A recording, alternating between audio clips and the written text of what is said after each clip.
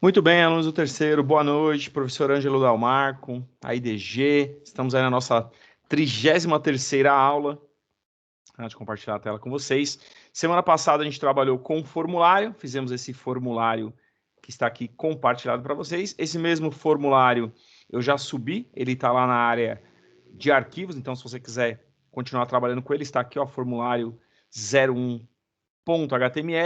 Já coloquei para vocês os comandos que nós vimos na aula passada, todos eles, né? Teste, password, rádio e o checkbox. Tá? Tem apenas um comando aqui, esse form name, que eu vou explicar na aula de hoje. E já separei aqui os comandos para trabalhar hoje, né? Vou trabalhar com esses daqui para a gente terminar o nosso formulário. Então tá aqui o meu arquivo aberto, vou para o bloco de notas. Compartilhar ele para cá, né? Então tem aqui, só para confirmar que é o mesmo arquivo. Deixa eu jogar aqui testred, Ctrl S, F5, funcionando, né? Então, deixa eu só chegar ao final do formulário, vou colocar uma linha horizontal, a gente já viu várias vezes, para começar a aula de hoje. Vou colocar ela na cor preta. Color igual black. Certinho. Então, vamos colocar aqui o próximo comando, né? Vou escrever aqui data de cadastro.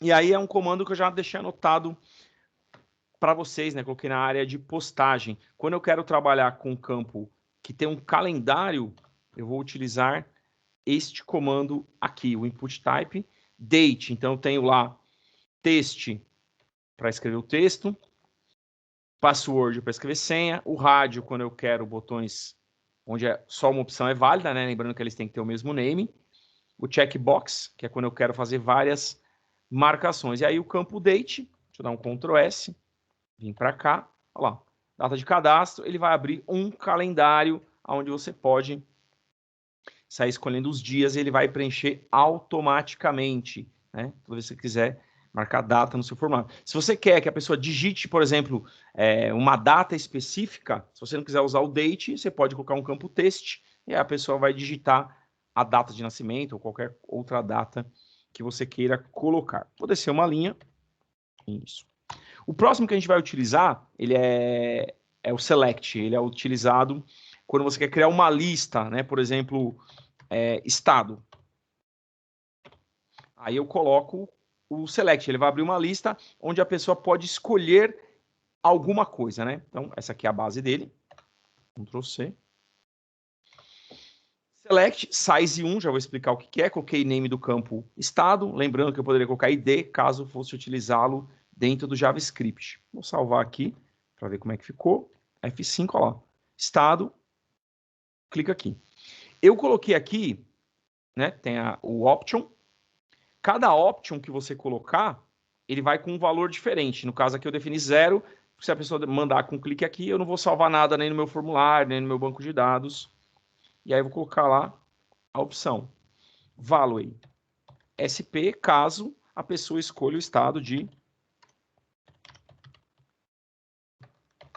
Vou colocar aqui value RJ, caso a pessoa escolha Rio de Janeiro. Tá? E assim eu poderia ir colocando para todos os estados, né? Da federação. Deixa eu dar um Ctrl S aqui. F5. Olha lá. Aí já marca. Escolheu o Rio de Janeiro. Na hora de enviar o formulário, esse valor é o que vai ser incluído no formulário, vai ser incluído no banco de dados, vai ser cadastrado no e-mail, dependendo do que você está fazendo, né? Cuidado com este comando, por quê? Ele começa com o select... o size, deixa eu explicar esse size aqui. Deixa eu colocar size 2. Não é muito comum, né? Mas olha lá. Quando eu colocar 2, olha lá. Ele coloca o clique aqui e mais... Ele coloca 2 linhas. Fica muito feio, né? O ideal é colocar o size 1. Voltando, esse comando é um dos poucos que eu tenho que fechar. Se você não fechar o select, o que você vier escrever depois, ele vai ser incluído na lista aqui. Então, se eu escrever alguma coisa aqui, ele entra como comando, né? Entra como opções da minha lista, né? Vou colocar um campo maior agora, né? Por exemplo, a gente fez um campo teste, que é esse aqui, e eu quero um campo maior, né? Então, por exemplo, aqui deixe Sua opinião. Para fazer esse campo, né, uma área de texto maior, o próximo comando que eu tenho é o teste área. Né? Então, vou pegar aqui, já está digitado. Ele também tem começo e fechamento, por conta de ser um campo grande, e aí eu já vou explicar os detalhes de cada um. Name, OBS, observação, poderia trocar aqui opinião, né? Lembrando que se aí é o nome do campo, opinião. Aí eu não colocaria acento nem nada do tipo, tá? Colunas e linhas, já vimos isso aqui dentro de tabela, né? Mesclar colunas, mesclar linhas. Vou deixar essa medida, depois eu troco para a gente visualizar. Ó. Pô, ficou feio, esqueci de colocar um BR. Então, vou colocar um BR aqui. Vou salvar novamente. Tá embaixo. Ah, eu acho que ele pode ficar maior. Então, em vez de 60 colunas, vou colocar 80. Em vez de 5 linhas, vou colocar 10. Salvei, visualizei. Tem um maior. Posso ir trabalhando da forma que eu achar melhor. A pessoa clica aqui dentro. Digita o comentário dela, ela precisa de uma área maior. Né? Então, quando você vai fazer uma reclamação, uma sugestão em algum site, você vai encontrar campos do tipo teste área, que a pessoa precisa de mais espaço para digitar.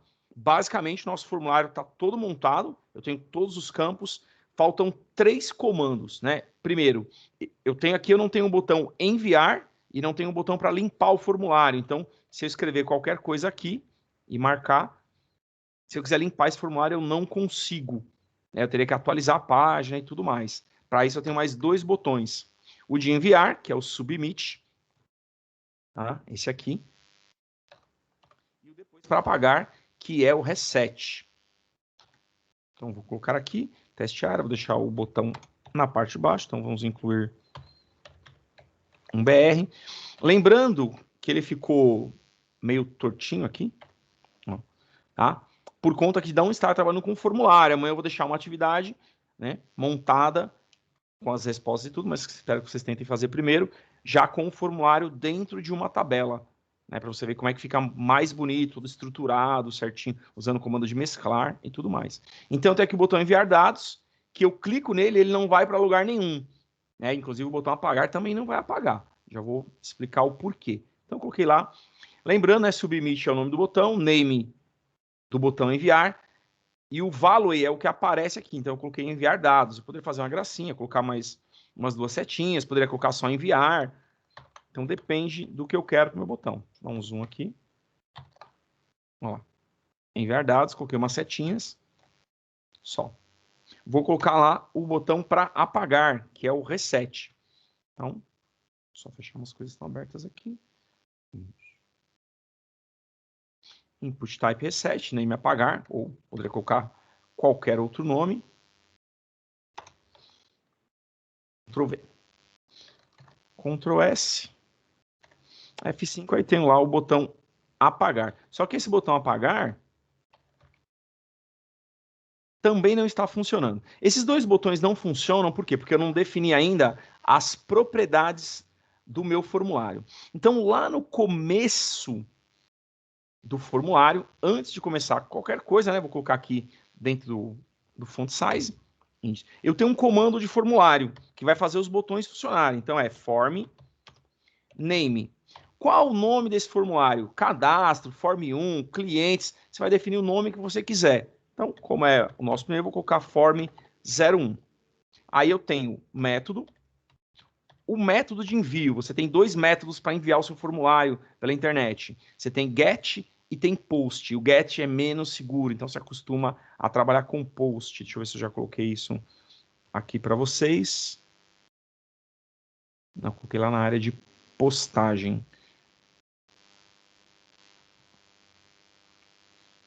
Ver mais. Aqui, ó.